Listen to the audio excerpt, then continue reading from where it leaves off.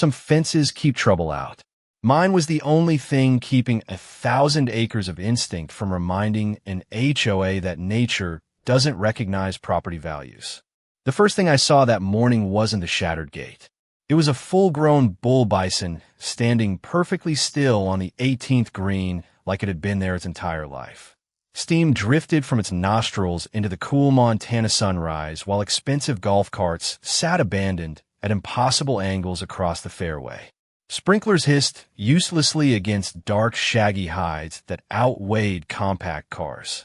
Beyond the bull, dozens more moved across perfectly trimmed grass with the slow confidence of animals that had never cared about country clubs, homeowners associations, or luxury real estate brochures. Somewhere behind me, someone screamed that the golf course was ruined. Someone else yelled for security. Another voice shouted to call the sheriff. I just stood there with the smell of damp earth filling my lungs, listening to the distant crack of decorative wooden fences giving way under nearly 2,000 pounds of muscle that never intended to hurt anyone. They were simply walking forward, exactly as they always had. 18 hours earlier, none of this existed. My name is Ethan Walker. I'm 45 years old, and my family has raised bison on the same stretch of Montana land since my grandfather returned home from Korea with nothing but an old pickup truck, a stubborn work ethic, and a dream too big for anybody else to understand. Every fence post on my ranch carries the marks of 3 generations. Every pasture was planned with purpose. Every gate exists because these animals follow patterns older than highways, subdivisions, and golf courses combined. Outsiders see fences. I see directions. They aren't cages. They're conversations with animals that remember paths humans forgot centuries ago.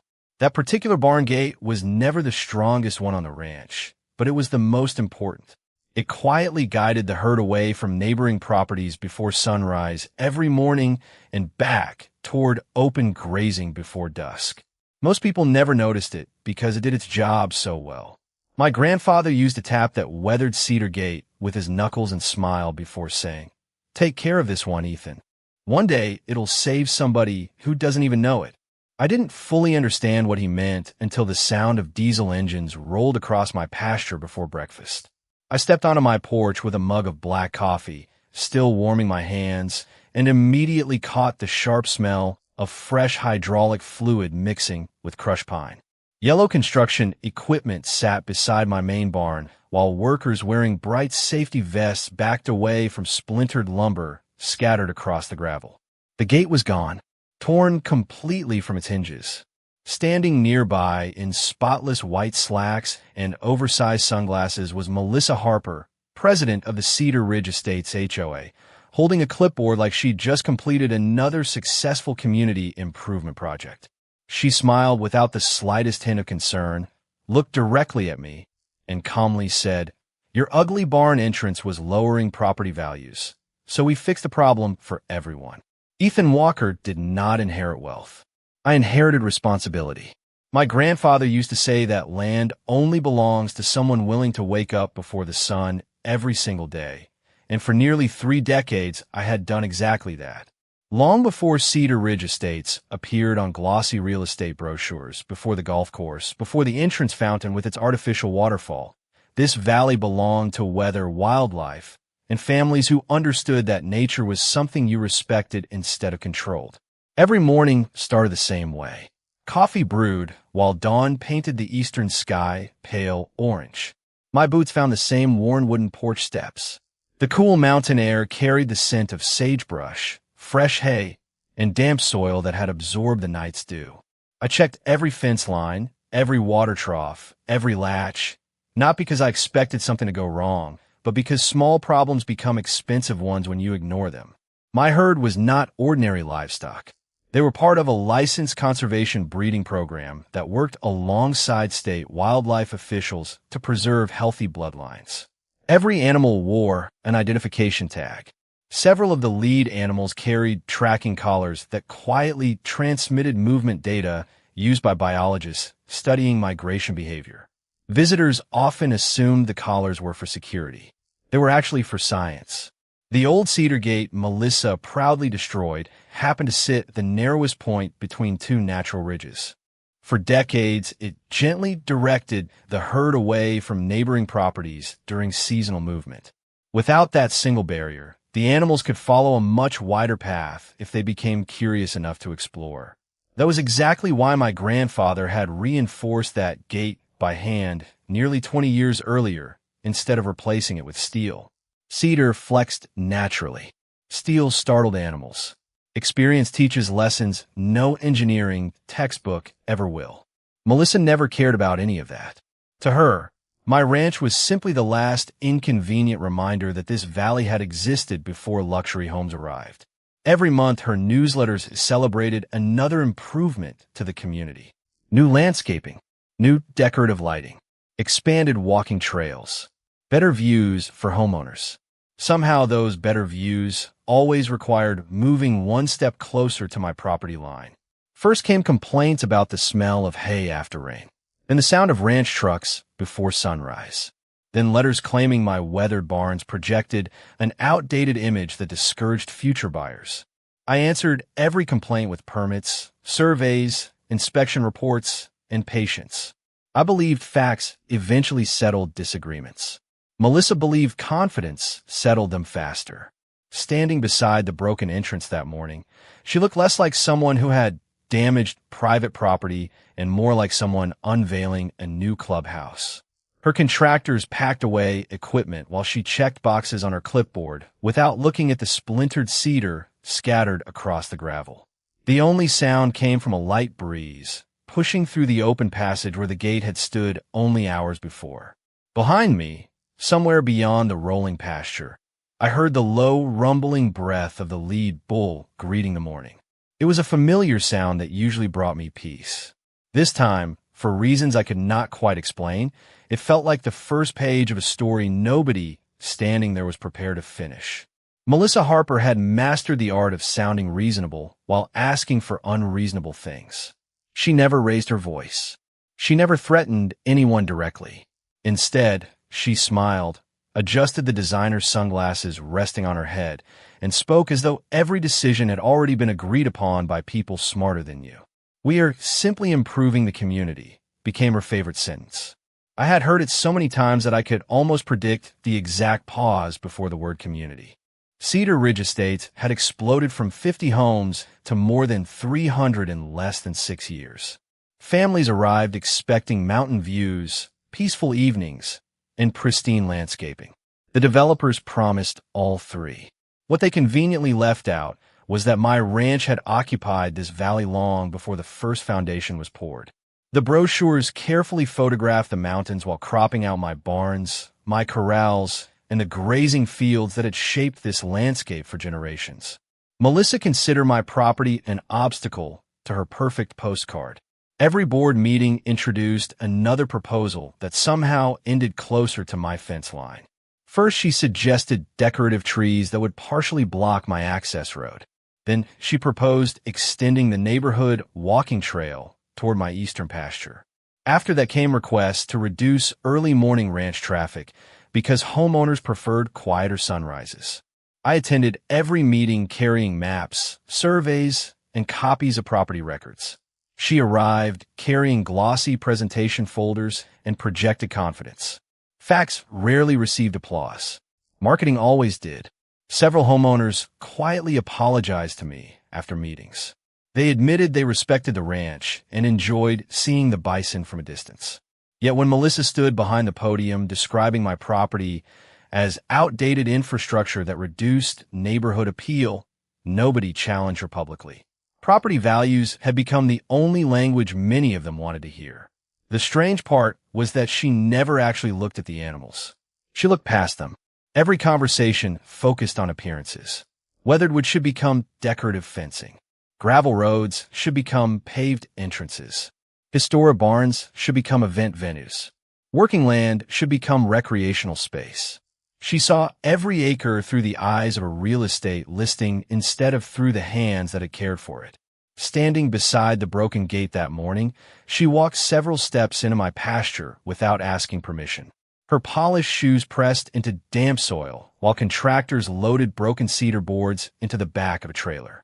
She pointed toward the opening they had created and said it would make the valley look much more inviting from the golf course. The words hung in the cool air while meadowlarks sang somewhere beyond the hills. She had no idea that the opening she admired was not simply an entrance. It was a narrow point that quietly directed thousands of pounds of living instinct every single day. I glanced toward the distant ridgeline, where several dark shapes moved slowly through the morning mist. The lead bull had stopped grazing. Its ears faced directly toward the missing gate. Years of watching this herd taught me to notice small changes before they became important. The breeze shifted, carrying the scent of crushed cedar across the pasture. For the first time all morning, the animals lifted their heads together. Melissa kept talking about curb appeal. I was no longer listening. I was watching the herd calculate a landscape that no longer looked the way generations had taught them to remember it. The silence that settled over the pasture lasted less than a minute, but it felt much longer. Melissa nodded toward her contractors as if the job had been completed perfectly. One of them climbed into a bulldozer while another gathered the last broken hinges from the gravel. Nobody looked beyond the opening where the cedar gate had stood. Nobody noticed the herd watching from nearly 400 yards away. I slowly set my coffee mug on the porch railing and walked toward the damaged entrance. The smell of fresh sawdust mixed with diesel exhaust lingered in the crisp morning air. I crouched beside one of the shattered posts and ran my hand across the clean break. This had not been an accident caused by weather or age. Heavy equipment had pushed straight through it. Melissa folded her clipboard against her chest and said the board had voted to eliminate what she called an unnecessary visual barrier. I asked her a simple question. Did anyone from the board contact the county before authorizing work on private agricultural property? Her smile faded for barely a second before returning. Our attorney assured us everything falls within community improvement guidelines. I nodded without arguing. Years of ranching had taught me something important. There was no point debating with someone who believed confidence carried more weight than facts. I reached into my pocket and unlocked my phone. The security camera mounted above the barn had recorded everything since sunrise. The red indicator light still blinked steadily beneath the roofline. Melissa noticed me glancing toward it and quickly looked away. One contractor quietly asked whether they should leave the broken lumber behind. She told them to haul everything away because, in her words, it is already debris. That sentence stayed with me. Debris. To her, it was broken wood. To me, it was a piece of a system designed through decades of observation. I stepped through the opening and looked across the pasture toward the shallow valley that curved around the western ridge. The lead bull had started moving. Not running, not acting aggressively, simply walking with the slow certainty that made Bison seem almost ancient. Several cows followed behind it. A few calves stayed close to their mothers while the rest of the herd gradually shifted into a loose line. Their route was familiar, but the landscape was no longer the same. Without the cedar gate gently narrowing their path, there was nothing encouraging them toward the eastern grazing corridor. Instead, the widest opening now pointed directly toward the manicured edge of Cedar Ridge Estates. I pulled another phone from my truck and placed a comm call to the regional wildlife office. When the dispatcher answered, I explained exactly what had happened, gave my permit number, and requested an incident report before mentioning the damaged entrance. She immediately recognized my ranch because our conservation program submitted seasonal movement records every year. Her voice remained steady as she thanked me for reporting the change before asking one important question. Has anyone attempted to redirect the herd yet? I looked at the animals continuing their slow approach toward the missing gate and answered honestly, no, and I am not going to rush them until your officers arrive. She replied, that is the correct decision. Please continue documenting everything. I slipped the phone back into my pocket while Melissa climbed into her luxury sport utility vehicle, completely unaware that the most important conversation of the morning had just taken place. The next hour moved with the strange kind of calm that usually arrives before weather changes. The herd did not panic. They did not charge. They simply adjusted to the new landscape exactly the way every wild animal does when something familiar disappears. The lead bull reached the opening where the cedar gate had stood for nearly 20 years and paused. It lowered its massive head, sniffed the broken ground, then looked toward the broad strip of neatly mowed grass stretching beyond the property line. That direction had never been available before. Behind it, dozens of other bison waited with remarkable patience, quietly trusting the oldest animal to choose the route. I watched from the porch with binoculars while keeping my phone close. Every few minutes, another wildlife officer called asking for updated locations from the tracking collars. Their mapping software already showed the herd drifting farther west than normal. Nobody sounded surprised. They sounded concerned, but professional. That difference mattered. They understood this was the predictable result of a man-made change, not unpredictable animal behavior. Around noon, a county wildlife truck rolled into my driveway. Officer Daniel Brooks climbed out carrying a tablet computer and a thick folder. He shook my hand, examined the destroyed entrance, and spent nearly 20 minutes photographing every broken hinge, every tire mark, and every splintered post. He barely spoke while working. Experiência de investigadores Harelido. Finally, he looked toward the herd and quietly asked, "Who authorized removing the control point?" I pointed toward the fresh bulldozer tracks leading back to Cedar Ridge Estates. He simply nodded and entered several notes into his report. We walked the pasture together while the breeze carried the smell of dry grass and warm cedar through the valley. He explained something my grandfather had taught me years earlier. Bison develop travel habits over generations, but they also adapt quickly when barriers disappear. They're not trying to invade anything. They're simply following the easiest available terrain. Human landscaping often creates exactly that without anyone realizing it.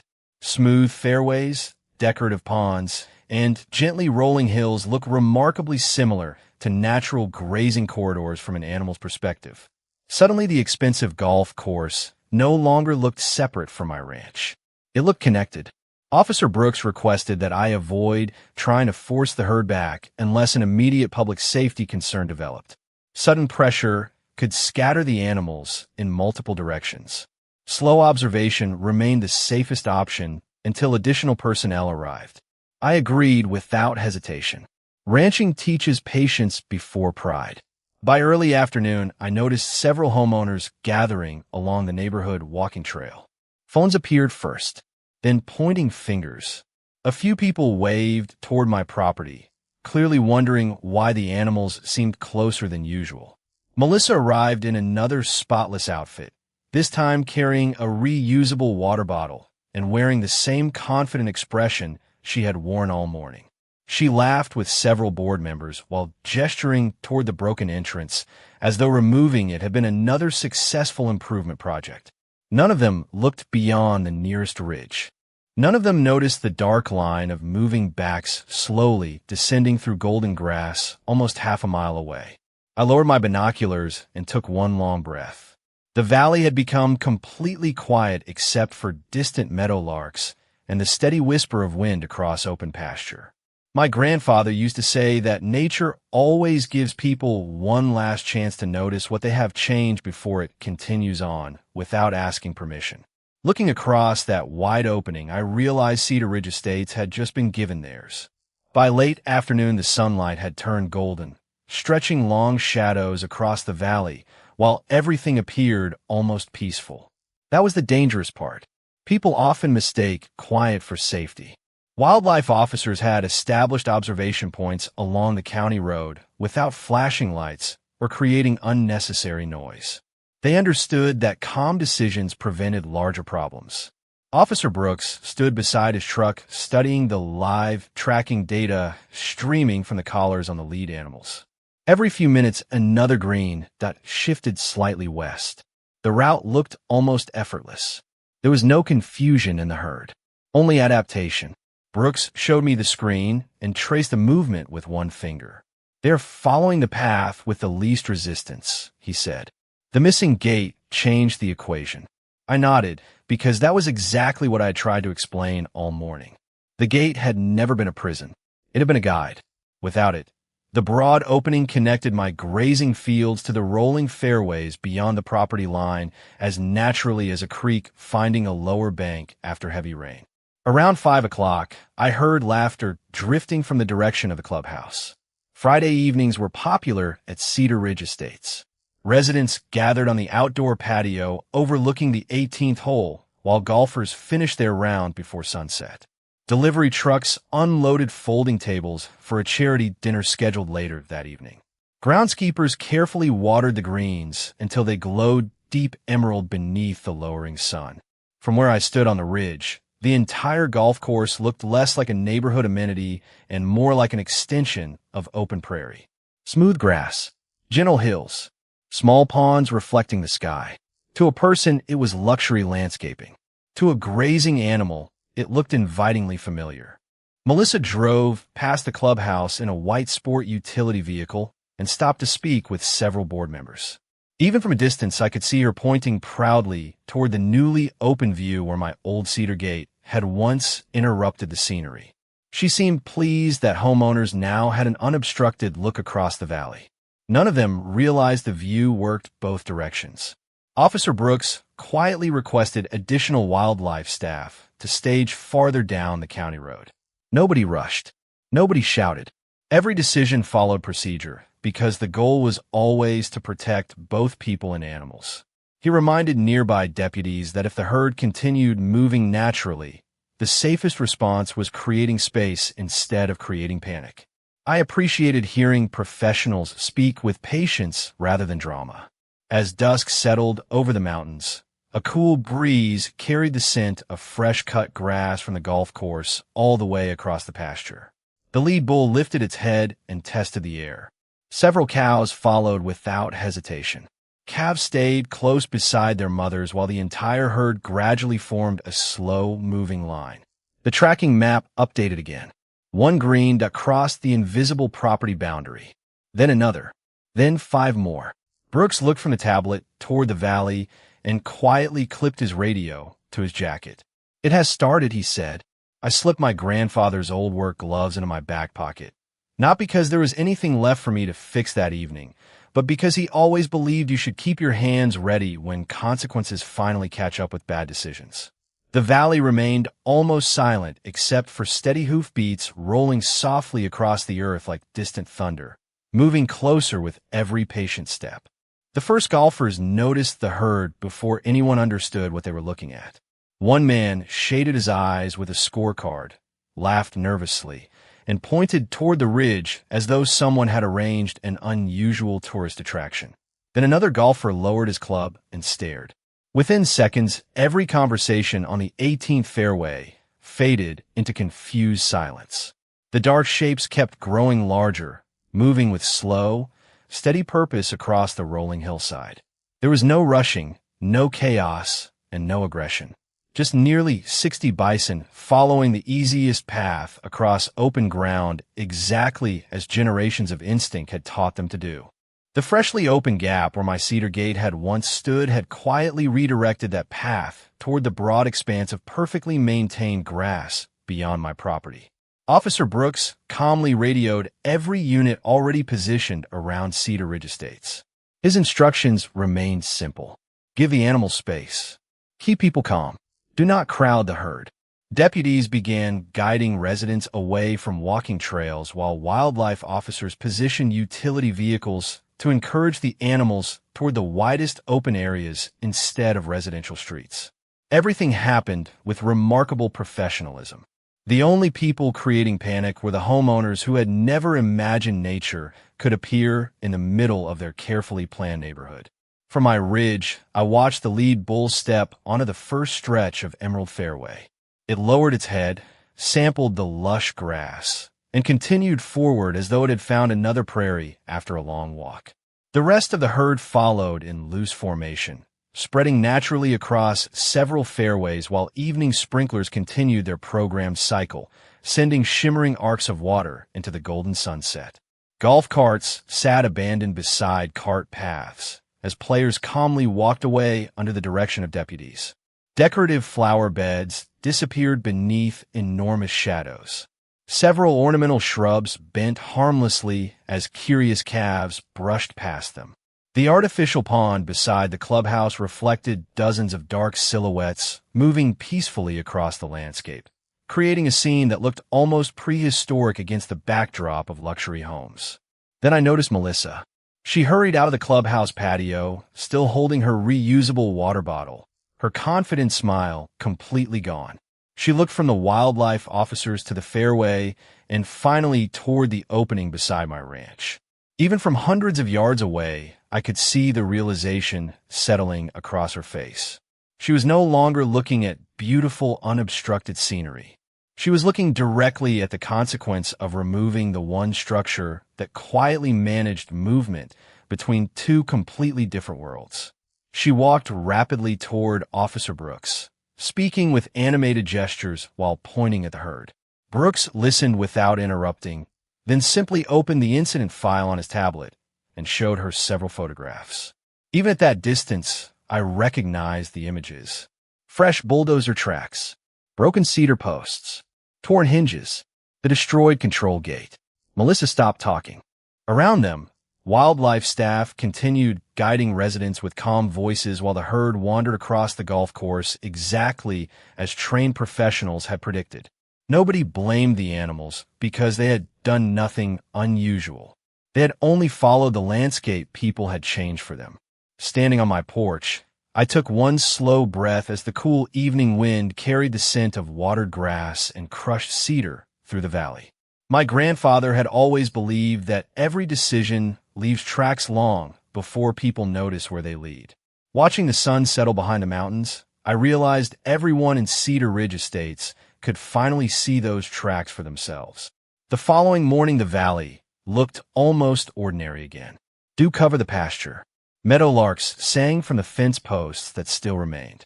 The only obvious difference was the empty space where my Cedar Gate had stood and a convoy of county vehicles parked along the edge of Cedar Ridge Estates. Overnight, wildlife officers had patiently guided the herd back toward open grazing land using established livestock management procedures and natural movement patterns. No shortcuts, no unnecessary pressure, just experience and time. By sunrise, every tracked animal had returned safely to the conservation pasture. Officer Brooks met me beside the broken entrance, carrying the same tablet he had used the previous day. This time it contained far more than photographs. Security camera footage from my barn showed the contractors removing the gate without permission. Tracking data documented the herd's altered route almost minute by minute. Survey maps confirmed the exact location of every property boundary. The county investigator measured the bulldozer tracks, matched them to equipment registered to the contractor, and compared everything against the permits Melissa had claimed existed. There were none. Around mid-morning, representatives from the contractor arrived, looking considerably less confident than they had the day before. Their project manager admitted they had accepted instructions directly from the Homeowners Association without verifying ownership of the agricultural entrance. He repeatedly said they believed all approvals had already been obtained. Officer Brooks simply pointed toward the county plat map and reminded everyone that assumptions are not legal authorization. Soon afterward, an insurance adjuster began documenting the golf course. Tire marks from utility vehicles, flattened landscaping, damaged decorative fencing, irrigation repairs, and temporary course closures were carefully photographed and logged. The adjuster eventually walked over to inspect my broken gate as well. He studied the splintered cedar, reviewed the incident timeline, and quietly asked who had authorized its removal. When he learned the answer, his expression changed noticeably. Later that afternoon, I overheard one sentence that explained everything. The Homeowners Association had submitted an insurance claim describing the incident as an unexpected wildlife event. The adjuster responded that the investigation indicated the chain of events began with unauthorized alteration of private agricultural infrastructure. In other words, the loss did not begin with wildlife. It began with people. That distinction mattered more than anyone standing there realized. Melissa attempted to defend the decision during an emergency board meeting held inside the clubhouse. Several homeowners who had remained silent for years finally spoke. One after another, they questioned why private property had been altered without written permission. Others wanted to know why board funds had been used for work beyond association boundaries. Someone projected still images from my security cameras onto the meeting room screen. Another displayed the wildlife tracking map beside them. Suddenly, the entire sequence fit together so clearly that nobody needed dramatic speeches. The facts spoke for themselves. As the meeting ended, Melissa walked out carrying the same clipboard she had proudly displayed the previous morning. This time it stayed tucked quietly against her side. She never looked toward my ranch. She looked only at the ground between us, where fresh cedar shavings still rested in the gravel like silent reminders that every shortcut eventually becomes part of the official record. 3 weeks later, a new cedar gate stood exactly where the old one had served for nearly 2 decades. I built it the same way my grandfather taught me, one post at a time, measuring twice before every cut and fitting every hinge by hand instead of rushing the work. Fresh cedar carried that clean, sharp scent that always reminded me of summer mornings on the ranch when I was too young to understand why craftsmanship mattered. Now I knew. Good work is not simply about building something that lasts. It is about understanding why it needed to exist in the first place. Wildlife officers stopped by during the final inspection and confirmed the herd had already returned to its normal movement pattern. The tracking maps looked almost identical to the records from previous years, as though the valley itself had quietly corrected the mistake people had forced upon it. Officer Brooks smiled as he closed the last incident report and shook my hand. He said he wished more disputes ended with evidence instead of arguments.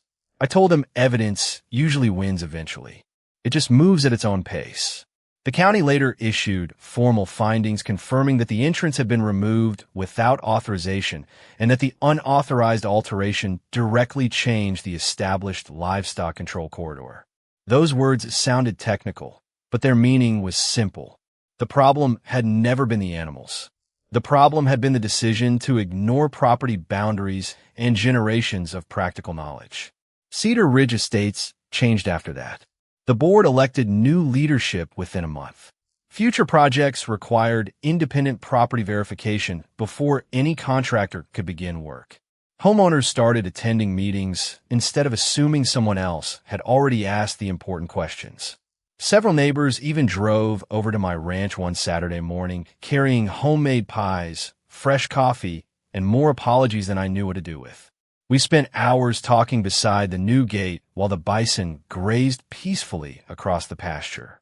Many admitted they had never realized how carefully the ranch had been managed or how much planning existed behind something as ordinary as an old wooden entrance. Sometimes people only appreciate quiet systems after they disappear. As for Melissa, I saw her only once after the investigation ended.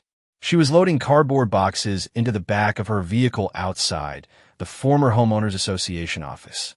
She noticed me driving past, paused for a moment, then offered a small nod instead of the polished smile she had always worn before.